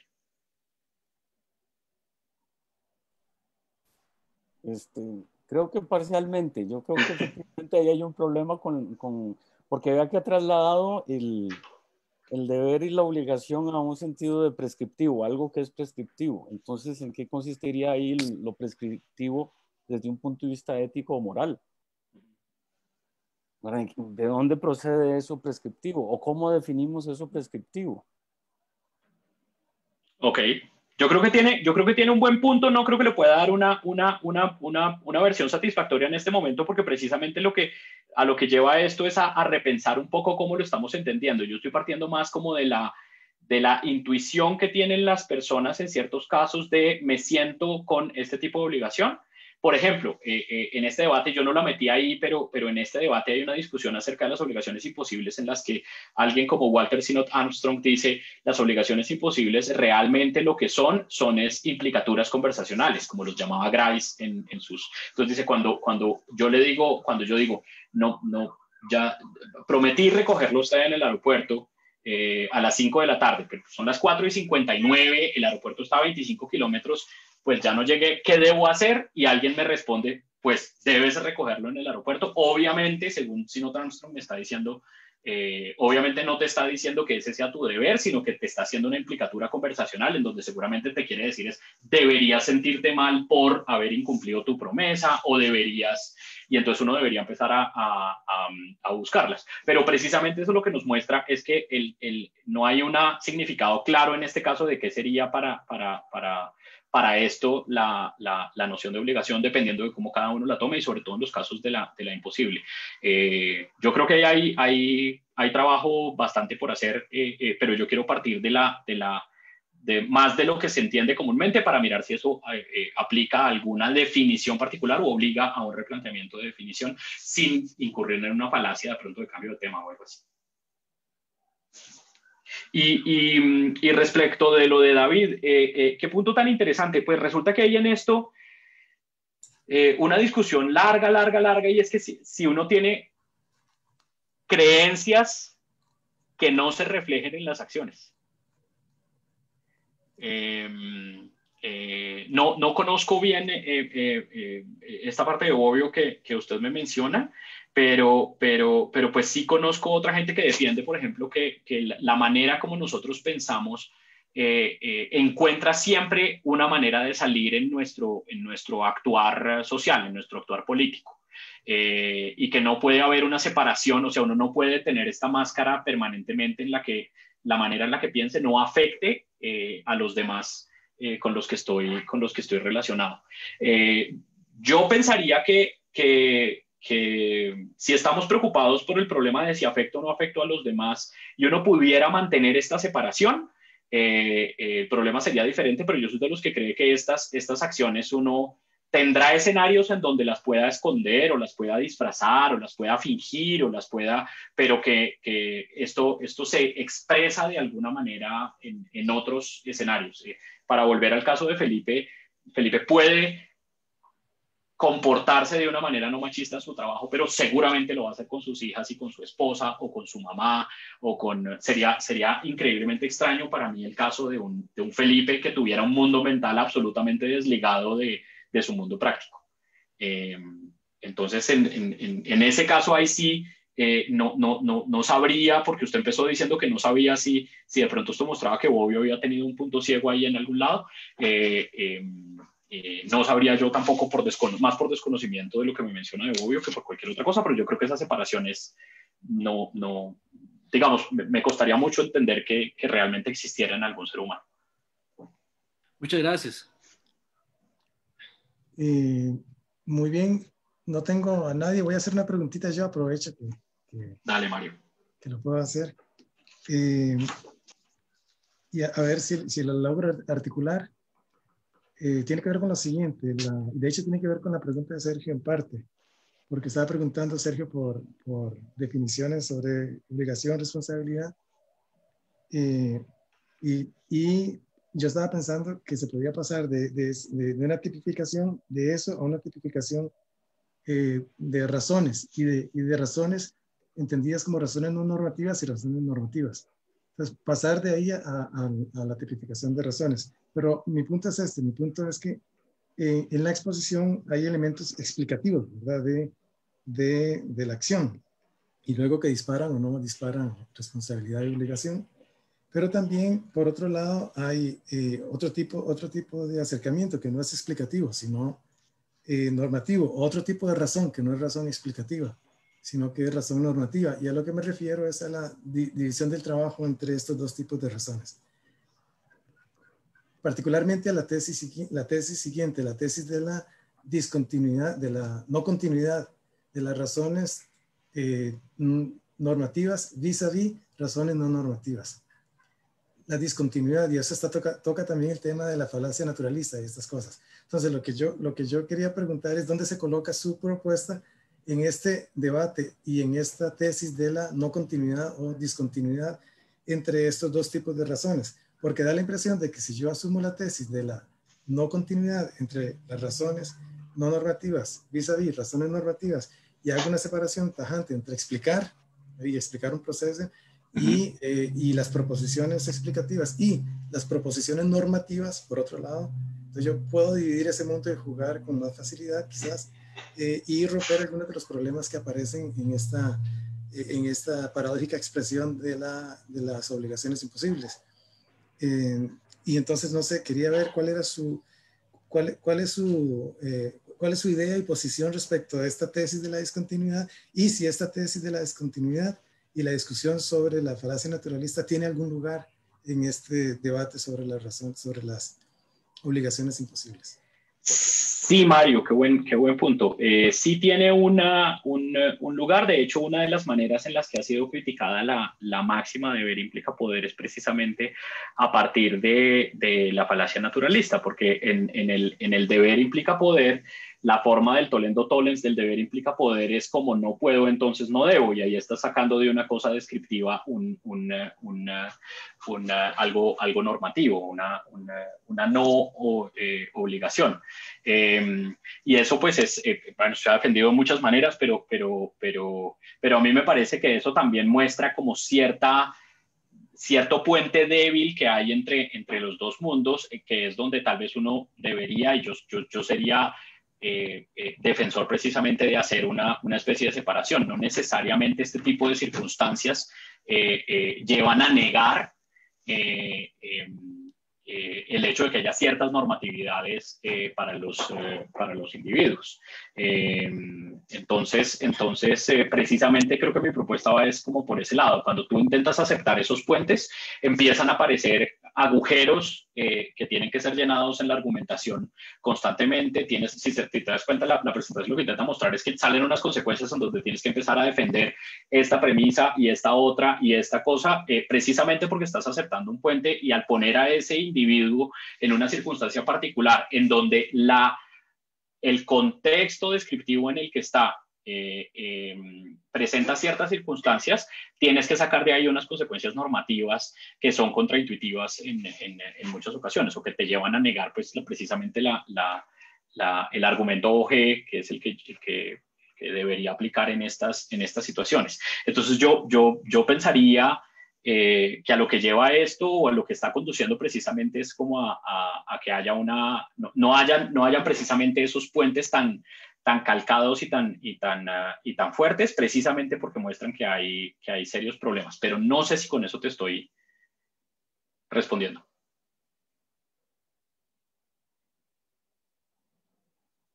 Estaba con el micrófono desconectado. No, sí, definitivamente. Pero me da la impresión de que si tuvieras que elegir asumir la tesis de la discontinuidad, me da la impresión de que tendría un costo muy alto para el trabajo que estás haciendo sobre las obligaciones imposibles, ¿o no? ¿Por qué dices que tendría un costo muy alto? Porque en la exposición yo vi puentes, vi correlaciones que precisamente las que Sergio presentaba mostraban, y los casos que mostraste también nos hacían trasladarnos desde yo sé que eran ejemplos, digamos, la persona que maneja borracha, etcétera, son ilustraciones, pero nos da la impresión de pasar del mundo de los hechos, por decirlo así, a la norma, a la norma, y por lo tanto a la obligación respectiva de una norma en cuestión. Y entonces a mí me parecía que tenías un puente, que estabas armando un puente, un vínculo entre hechos y entre razones relativas a hechos y razones que son razones no normativas, digamos, y razones normativas, y luego la tipificación no es un problema, podemos tipificarla después. Pero de todas maneras sí establecías un puente, y cercano a la pregunta de Sergio otra vez, porque la pregunta de Sergio está vinculada precisamente con el puente entre los hechos, ¿verdad? Y las hechos, que también leyes, y las razones, y la discusión a partir de hechos y leyes son constructivos. Sergio no está de acuerdo, por lo que veo. Bueno, y no sé si por ahí esa entrada es muy compleja, de todas maneras. Pero lo que quería decir era que con la respuesta a Sergio y con la forma en la que presentaste, me parecía que estabas construyendo puentes, pero en la respuesta me pareció que estabas aceptando la discontinuidad, la tesis de la no continuidad entre razones no normativas y razones normativas. Ok, Sergio, creo que quería decir algo. Sí, rápidamente. Yo no estaba hablando en ningún momento de explicación ni prescripción. Yo lo que quería ver era cuál es la diferencia entre el concepto de obligación legal y el concepto de obligación que estaba funcionando ahí. Eso es todo. Para aclarar el punto. Es que en realidad Mario está peleando conmigo. Nosotros pasamos discutiendo precisamente sobre el problema de la prescripción y la descripción. Pero en este caso, Mario, yo no estoy peleando sobre la descripción y la prescripción. Estaba discutiendo sobre la noción de obligación y deber. Sí. Eso era todo. Sí, no, y yo no estaba peleando con vos, y no estaba tomando ese ingreso para pensar que había un puente. Ahora sí, mi pregunta sobre la tesis de la discontinuidad. Pues yo, digamos que mi posición en este momento, Mario, estaría más del lado de el que duda seriamente de la continuidad, pero todavía no está del lado del rompimiento fuerte. Hay que examinar muy bien cuáles son esas implicaciones. Creo que lo que estoy explorando hasta ahora son las implicaciones que tiene aceptar esa continuidad, y veo que algunas de esas son o contraintuitivas o indeseables o necesitan de alguna manera alguna elaboración ulterior y que han sido aceptadas en muchas ocasiones de una manera muy, muy sencilla porque parecen claras, pero en el fondo cuando tú las vas a explorar no tanto. Si eso lleva a un rompimiento total, no estoy casado con esa posición, creo que hay que mirar las consecuencias, creo que como tú dices, es bastante posible que llegue a unas consecuencias tan indeseables como las otras y no sabría tampoco cómo sería, que es algo que molesta a muchos de los que están presentes en este debate, esa noción en donde uno dice, no, es que de pronto no es contextual. Por ejemplo, cuando uno trata de ver implica poder, cuando uno mira la implicación, pues hay algunos que defienden implicación fuerte, otros defienden implicación material, hay otros que dicen, no, eso, implicatura conversacional, hay otros, y los que defienden la noción fuerte, les molesta mucho que uno diga, por ejemplo, eso es contextual en ocasiones, eso no tiene una cajita de necesario, aplican todos los escenarios, sino eso depende del escenario en el que usted lo ponga. Eso les molesta mucho, pero yo no estoy seguro de que esa sea una posición necesariamente descartable. Muy probablemente por ahí haya maneras de salvarlo. Pero todavía, digamos, con la que no estoy casado es con la continuidad fuerte. Esa sí estoy claro. Hacia dónde en el otro espectro estoy ubicado, todavía me falta. Entonces no te puedo decir que estoy en el divorcio total. Perfecto. Tenemos dos preguntas más. Luis Mesa y luego Laurencia de nuevo. Y ya vamos cerrando para que no se preocupen los que están desesperados, desesperadas. Adelante, Luis. Ok, gracias, profe. Bueno, a mí la presentación me pareció muy interesante y bueno, tenían en particular dos preguntas. La primera es más como del estilo de argumentación, que lo que quería preguntarle es por qué consideraría usted que las intuiciones tienen una especie de autoridad argumentativa, o por qué específicamente que algo violente de las intuiciones es problemático. Bueno, y la segunda es a propósito del concepto de posibilidad que se está empleando aquí, que me parece no es, o sea, no parece ser un sentido robusto de posibilidad, como por ejemplo el que se suele emplear en las lógicas modales o en la semántica de mundos posibles, donde, o sea, se habla de que algo es imposible si es que se cumple, digamos que no se puede cumplir en ningún mundo lógicamente posible, donde el criterio de posibilidad que se invoca es, o sea, o que se suele invocar, donde suele haber consenso prácticamente, es el de la autocontradicción, digamos, lo auténticamente imposible es lo que involucra una contradicción. Pero digamos, los casos considerados aquí no parecen ser de ese tipo de imposibilidad robusta. O sea, los obstáculos que suelen haber para los sujetos parecen ser obstáculos contingentes más bien, como por ejemplo en el caso de Andrea, digamos, ahí sí se puede hablar de que el deber se sigue manteniendo, aunque en esa circunstancia específica no pueda realizar la acción, porque en principio hay una circunstancia posible en la cual Andrea podría dejar de tener el obstáculo y entonces ahí tendría que, o estaría compelida en principio, como sea un auténtico deber, a hacer lo que el deber ese manda. O sea, en principio no es autocontradictorio, digamos, que Andrea no tenga el brazo bloqueado por el problema que le pasó. O sea, el obstáculo en ese caso dado es un obstáculo contingente. Lo que le imposibilita, entre comillas, es una contingencia. Igual, por ejemplo, en el caso de Lutero, digamos, no me parece que ella aplique auténtica imposibilidad, porque, veamos, por lo menos no parece haber una contradicción derivada de que un sujeto que mantiene una creencia P deje, o sea, que originalmente mantiene una creencia P, deje de mantenerla en un momento dado ulterior.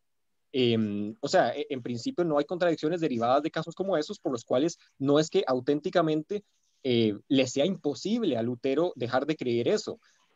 Yo qué sé, que le es muy difícil o cuestiones similares.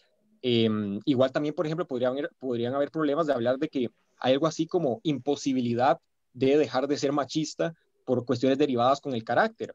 Digamos, no sé si efectivamente sería imposibilidad, porque por lo menos no veo cuál sería la contradicción derivada, más que propiamente de dificultad, por ejemplo, que sería sumamente difícil que a Felipe deje de tener estas tendencias. Pero entonces sí, lo que por lo menos me gustaría ver es digamos, cómo podría plantearse un caso en el cual el sujeto en cuestión tiene una auténtica imposibilidad, o sea, según el sentido robusto de imposibilidad, y que simultáneamente se aplique el deber en cuestión, porque, o sea, donde simultáneamente se pueda establecer que no hay mundo lógicamente posible en el cual el sujeto pueda realizar la acción y que además, para todo mundo lógicamente posible, el sujeto debe realizar la acción, porque por lo menos, por lo menos en este momento, según ese sentido más estricto de posibilidad, no veo como cuál sería la relevancia de la obligación moral, o sea, o por qué mantener una obligación moral en algo así.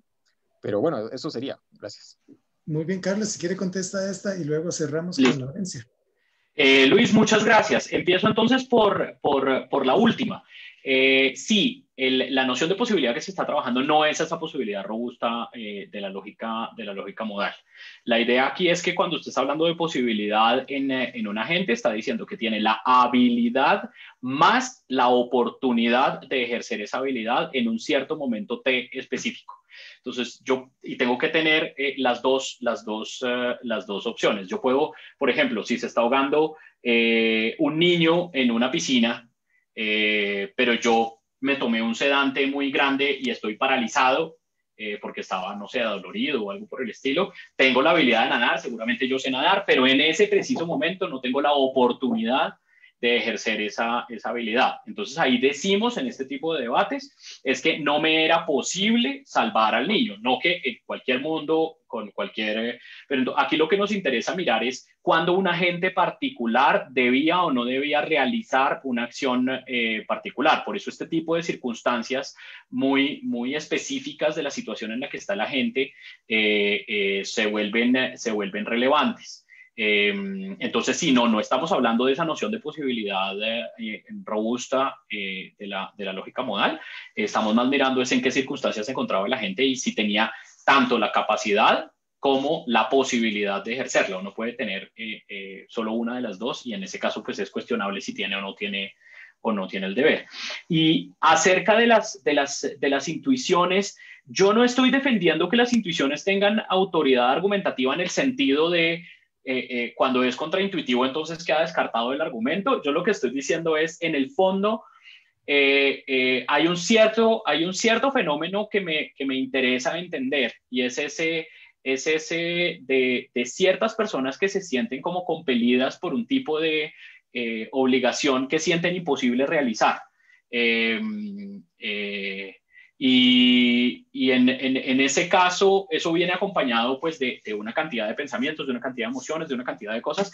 Y yo lo que digo es, uno puede tener el argumento, pero a la larga, pues este tipo de reflexiones prácticas en buena medida son también para entender este mundo en el que nosotros nos desenvolvemos como agentes. Entonces, yo quiero darle lugar a la exploración de ¿será que la manera tradicional como hemos estado abordando este tipo de cosas es la correcta o vale la pena entenderle a la gente o explorar eso que la gente está sintiendo como, bueno, de pronto sí tiene sentido eso que la gente, en vez de decirle, mira, le muestro el argumento lógico y decirle, tú estás equivocado, deja de sentir eso, o no tiene sentido, o eres irracional al sentirlo, o algo así. Entonces, a mí la parte intuitiva lo que me dispara es como una cierta curiosidad de saber si eso realmente es un mero error o irracionalidad, que podría serlo también, pero no me siento en la autoridad en este momento de decirle a todo el mundo que tiene estas sesiones, estás equivocado o no te deberías sentir así, o sí puedes, solo que no estás intentando lo suficiente. Es muy difícil, pero quiero explorar realmente la posibilidad de qué pasa si tienen razón, qué pasa si eso realmente es explicable, y para eso tal vez es el pedacito de teoría o el argumento el que tenemos que cambiar en vez del juicio que hacemos sobre la gente. No sé si le respondí, Luis, con eso. Sí, todo bien. Gracias. Muy bien, Ley Laurencia, cerrás con broche de oro. Bueno, si puedo abusar con una segunda pregunta. No, quisiera volver a lo que dijo al final de su conferencia sobre la razón por la cual está interesado en estos temas y hablando de la violencia en Colombia, por ejemplo, y este problema del perdón, ¿verdad? Y de las personas que dicen, debería o sé que debo perdonar, pero no puedo, ese tipo de conflicto, ¿no? Entonces está pensando la obligación imposible en como ese sería un ejemplo de una obligación imposible. Tengo el deber moral de perdonar, pero no puedo, ¿no? Y me estaba preguntando por el sentido ahí, tanto del deber como de el no poder, porque es diferente el caso de no poder de los casos de Felipe y de Andrea, ¿verdad? Que de nuevo, capacidades, bueno, una física, otra son circunstanciales, como decía Luis Mesa, pero en el caso de no puedo perdonar, tiene que ver con otro deber moral, supongo, que está en conflicto. Es decir, por ejemplo, no sé, si hubiera un deber moral de perdonar, no sé en función de qué ideal, ¿verdad? Pero podemos pensar, no puedo perdonar porque en nombre de las personas que han perdido su vida y por respeto a su memoria, etc. Entonces son dos ideales morales en conflicto. Y me preguntaba si esto hace de eso una obligación imposible o si es otro problema. Nada más. Muchas gracias por su conferencia y por la interesante charla. Gracias, Laurencia. Y gracias por la pregunta. La situación del caso colombiano fue la que me disparó a mí la duda. Y aquí yo no estaría tan seguro de que se tratara de dos obligaciones en conflicto. Digamos que la imposibilidad de perdonar se deba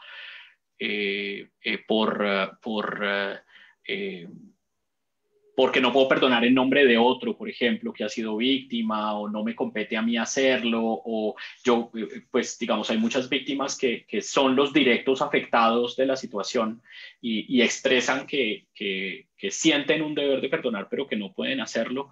Y no estoy tan seguro que sea por una imposibilidad, digamos que no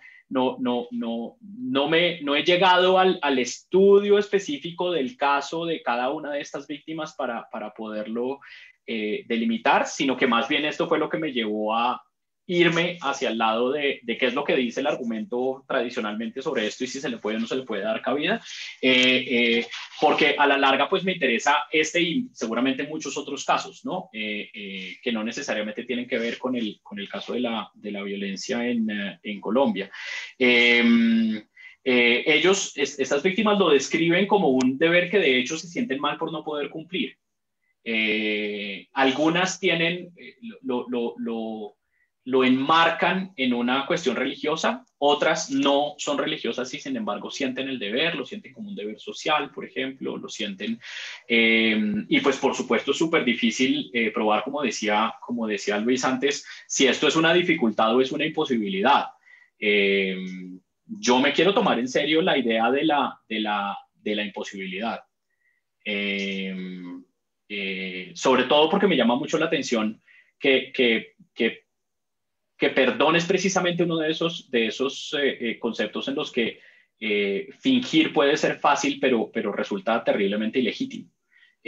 Yo puedo, por supuesto, no entrar en revanchismo, no vengarme, no aplicar la ley del talión, no hacer una cantidad de cosas, pero de ahí a perdonar, entendido este perdón no como la mera no agresión o rehusarme a retaliación, sino más bien como esa actitud que asume uno, que algunos han llamado, Santiago Amaya lo ha llamado, un distanciamiento de cierto tipo de actitudes reactivas negativas y cosas por el estilo. Yo sí la encuentro me la quiero tomar como muy en serio de que no es posible. Sin ser yo, afortunadamente, una víctima de la violencia en Colombia directa, al menos, si hay otras situaciones en las que uno, este tipo de buscar perdón en este tipo de cosas le es supremamente difícil, si no imposible. Yo tengo un par de situaciones en mi vida, sin ni siquiera compararme con una víctima de la violencia en Colombia, donde yo no he podido perdonar.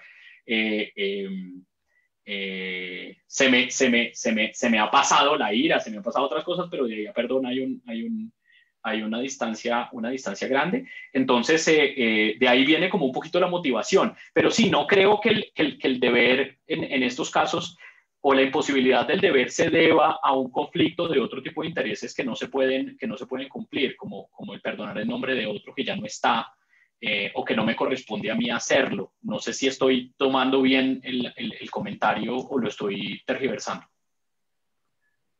No, nada más no entiendo por qué concluiría que en este caso la imposibilidad de perdonar no se debe a un problema moral de fondo o a los ideales en conflicto. ¿Por qué no? ¿Cuál sería el otro? Bueno, por ejemplo, el que usted mencionó, o bueno, el que yo había mencionado anteriormente, que no puedo perdonar en nombre de otras personas o algo así, o por respeto a la memoria de otras personas. Ok, no. Pues no, tal vez no lo estoy entendiendo, pero no lo veo. Pero aún si no lo veo, entonces, si fuera ese el caso, ¿por qué sería problemático? Igual no podría hacerlo.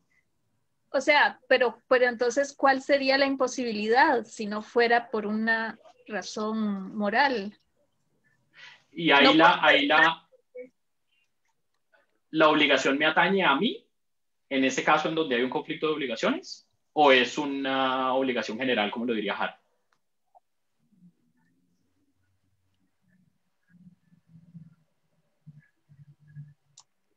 No sé, pero es decir, ¿cómo está pensando usted la imposibilidad en el caso de las personas que dicen no puedo perdonar?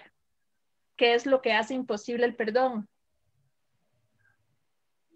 Yo la estaba pensando muy en términos de, por ejemplo, el dolor recibido, el daño recibido, esa sensación de haber sido ultrajado, sí, no, que no sé si estas, por ejemplo, contribuyan a darte la razón, Laurencia, o no. Para mí estas son... ¿Perdón? Es decir, el daño es demasiado grave. Eso es una valoración moral, es una... ¿No? Me parece que es diferente de la imposibilidad del caso de no puedo mover el brazo o... ¿Verdad? ¿No? Pero nada más, o sea, mi curiosidad era por cómo pensaba este problema de las obligaciones imposibles en relación con este ejemplo que usted había dado, que me parecía muy interesante y nada más. No, me parece interesante, pues me parece interesante esa posición, sobre todo en la que el daño es demasiado grave, es diferente a una imposibilidad como la de Felipe, después que dije Felipe, o la de Andrea, porque vuelve y juega. Yo en este caso, por ejemplo, yo podría seguramente perdonar en otras circunstancias, pero en esta muy particular no puedo por la gravedad del daño. La pregunta es si en este caso tengo la obligación, si hubiera obligaciones sobre esto, la obligación de perdonar. Yo sé que el caso es terrible ponerlo porque es que además uno puede cuestionar si uno tiene la obligación de perdonar. Eso es altamente cuestionable. Perdonar, hay algunos que defienden que eso es un regalo, que eso es y que no puede estar sujeto a obligaciones, pero yo lo pongo sencillamente para ser pues sincero con qué fue lo que me empujó a la investigación, pero yo no sabría hasta dónde realmente son tan diferentes, en el sentido en el que, listo, Andrea no puede mover el brazo ahora, pero en general puede mover el brazo. Hay ciertas circunstancias en las que no puede hacerlo y la pregunta es si en esas circunstancias tiene o no tiene la obligación, y en este caso, pues una víctima seguramente puede perdonar en otras circunstancias, pero en ciertas circunstancias realmente no puede hacerlo, independientemente de si el impedimento es físico, como el de Andrea, que tiene un nervio herido, o si es algo más profundo, que no sé exactamente de qué dependería, como en el caso de alguien que no pudiera perdonar por un daño demasiado grande. Pero no sé si hay, o sea, mejor dicho, que sean diferentes, creo que necesita también que se especifique muy bien en qué sentido son diferentes, porque por ahora creo que en el fondo cumplen con la misma estructura que sirve. Pero pues de todas maneras, por lo que estoy viendo en las preguntas que me han hecho, sí hay que tener muy en cuenta todas estas distinciones de lo mental y lo físico, que parece que precisamente llevan a este tipo de preguntas y que seguramente hay que elaborar mucho más. Yo quería hacer una pregunta, ¿se podrá? Sí, adelante. Sí, adelante. Le paso después de la respuesta la palabra a Sergio para que Sergio cierre con el ciclo de las jornadas.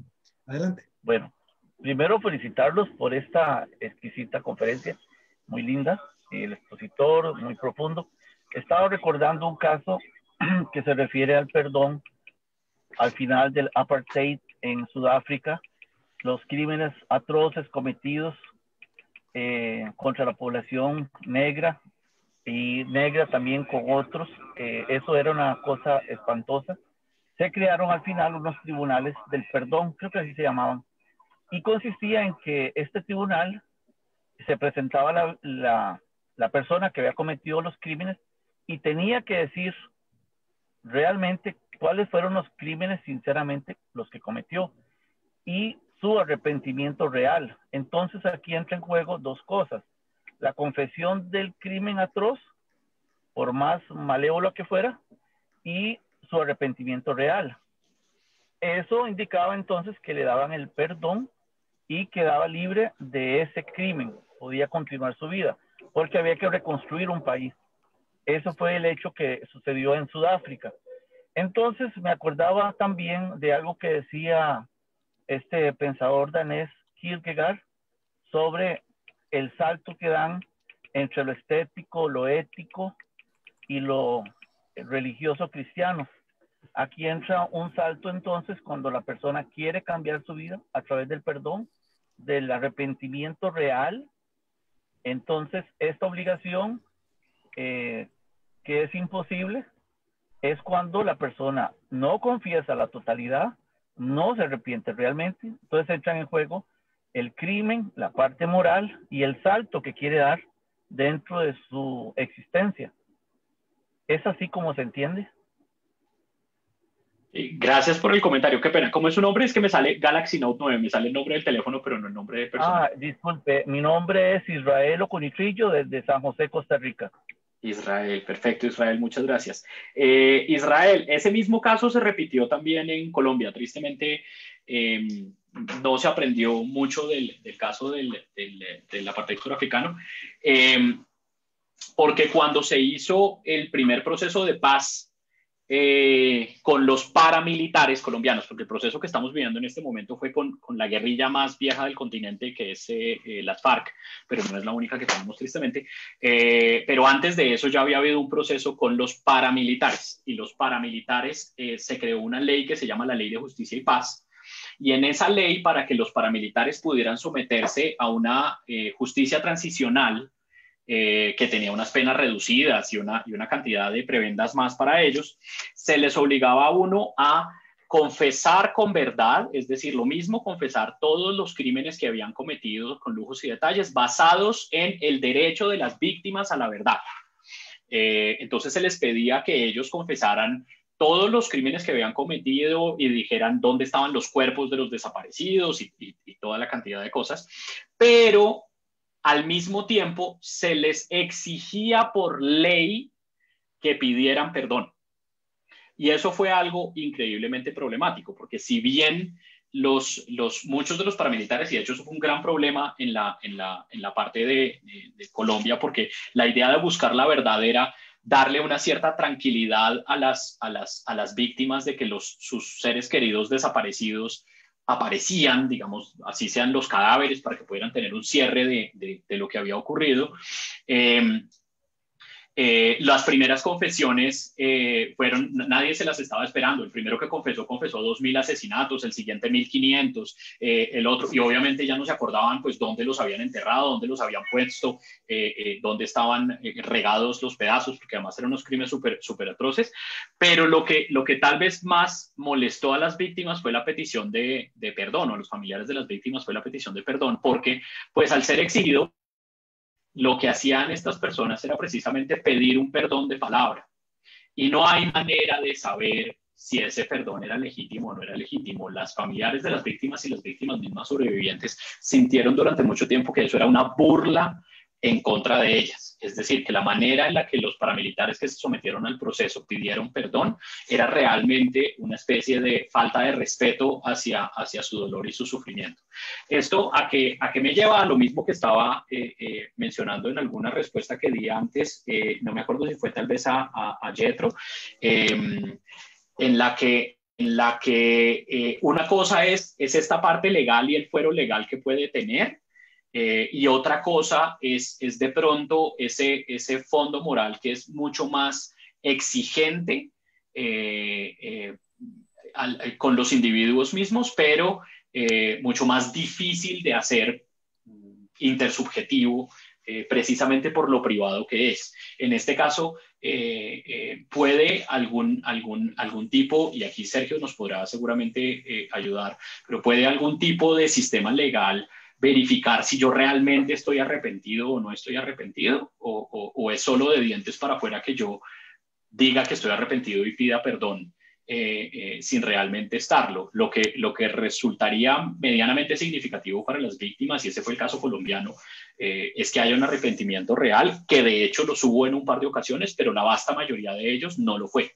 Y eso fue problemático en este caso, que les era permitido a los paramilitares no arrepentirse. Yo no sé si era porque no querían, porque no lo sentían o porque no podían arrepentirse. De pronto muchos de ellos sí podían tranquilamente, pero francamente no les importaba, y lo que estaban buscando era su aceptación dentro del marco de la justicia transicional. Pero yo creo que en este caso hay unas distinciones claras de los límites que puede hacer la parte legal y los límites que tiene la parte moral, siendo la parte moral mucho más estricta, pero también con limitaciones. Digamos, Arendt, cuando está trabajando esto, a mí me gusta mucho ese texto de Arendt de responsabilidad colectiva, también termina en una nota un poco pesimista ese escrito, cuando dice la famosa frase socrática de siempre es preferible padecer la injusticia que cometerla. Dice, solo tiene sentido para el que tiene conciencia. La razón de esa frase al final está en que cuando uno es el que comete la injusticia, está condenado a vivir con el injusto, porque uno no se puede separar de sí mismo. Pero eso solo es un problema para el que tiene una conciencia que lo atormenta por haber actuado injustamente. Para el que no, esa frase no tiene ninguna fuerza. Y en el fondo Arendt lo que está diciendo es, ese fundamento moral, pues no hay manera de imponerlo de afuera, no hay manera, el que no tiene este tipo de habilidad, pues no se va a ver afectado por este tipo de consideraciones. Pero aquí en este caso particular sí hubo una distinción clara que no se repitió en el caso de la guerrilla. En el proceso de paz que se hizo hace relativamente poco, 2017, con la guerrilla de las FARC, sí se tuvo mucho cuidado de no meter cláusulas como esas, aunque sí hubo otros errores del gobierno, pero de no meter cláusulas como esas, como por ejemplo unas peticiones falsas o de dientes para afuera de perdón o gestos de arrepentimiento que no necesariamente reflejaban un arrepentimiento real. Ahí yo creo que hay una distinción importante entre lo que se puede exigir, digamos, jurídicamente y lo que sería esperable o deseable desde el punto de vista más privado y más moral. No sé si Sergio tenga algún comentario ahí. No, Sergio, aprovecho, Sergio, para que además cerres ahora sí la actividad. Y antes de que cerres, yo agradezco a Carlos por la presentación y por la amabilidad con la que ha contestado todas las preguntas. Adelante, Sergio, y te dejo. Sí, yo le quiero agradecer a Carlos Patarroyo por la conferencia, estuvo interesante, da para mucho, hay muchas cosas que pensar, ha sido estimulante y muy interesante efectivamente la conferencia. Entonces le agradezco el cierre a Mario por haberlo invitado, Mario Solís y a Mauricio Molina, ambos por haber colaborado en la organización de estas jornadas de este año. También al profesor Yetro Macís y a Orlando Morales, que colaboraron en la organización, como por supuesto todos los participantes, profesores, profesoras, estudiantes de grado, de posgrado, de aquí y de allá, que se sumaron a las jornadas. También quiero agradecer a Yendri Moya, que esta vez estuvo más ausente. Ella decía que se sentía como sin obligaciones, ya que hemos hablado de las obligaciones, porque normalmente el trabajo que hace ella es muy presencial, pero igual ha colaborado bastante con las jornadas. Y no puedo despedirme sin agradecerle a Andrés Venegas en todo el trabajo que ha hecho durante esta semana. Ya estaba ahí todos los días con la transmisión, ¿verdad? Muchas gracias a todos y a todas. Entonces nos vemos el próximo año, espero. Muchas gracias a todos por su atención, a Mario por la invitación, a los organizadores del evento por la fantástica organización. Y nada, me voy con muchos cuestionamientos muy interesantes que seguramente van a ayudar a avanzar muchísimo la investigación. Nuevamente a todos, muchísimas gracias y felicitaciones por el evento. Gracias.